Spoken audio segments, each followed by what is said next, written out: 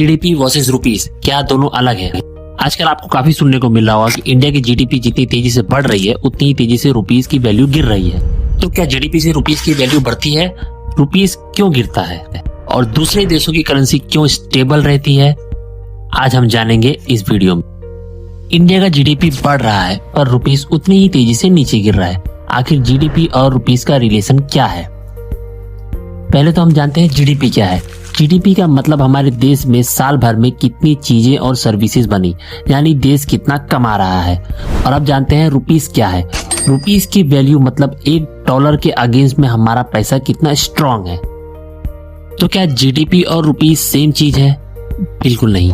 GDP country की earnings है, rupees currency की स्ट्रेंथ है। दोनों अलग चीजें हैं। तो क्या जीडीपी का रुपीस पर असर पड़ता है?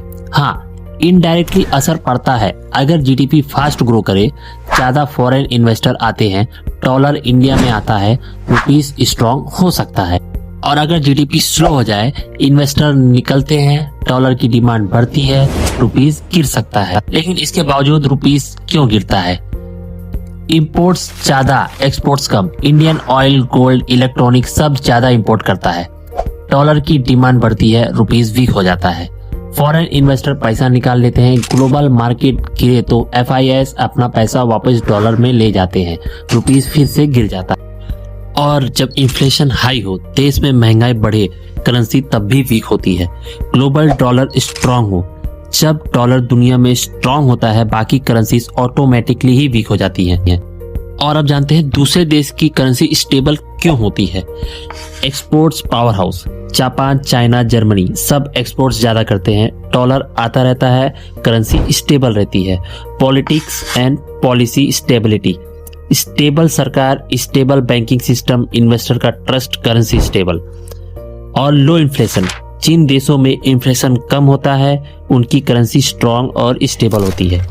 डॉलर रिजर्व ज्यादा, गल्फ कंट्रीज, चाइना बहुत ज्यादा डॉलर रिजर्व रखते हैं, करेंसी को डिफेंड कर लेते हैं।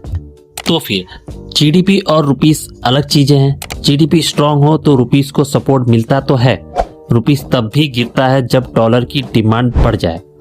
स्टेबल कंट्रीज एक्सपोर्ट्स ज्यादा, इन्फ्लेशन कम और पॉलिसी स्ट्रांग रखते हैं। तो फिर आपको कैसी लगी ये वीडियो? ऐसे और सिंपल इकोनॉमी वीडियो के लिए हमें सब्सक्राइब और फॉलो जरूर कर ले। धन्यवाद।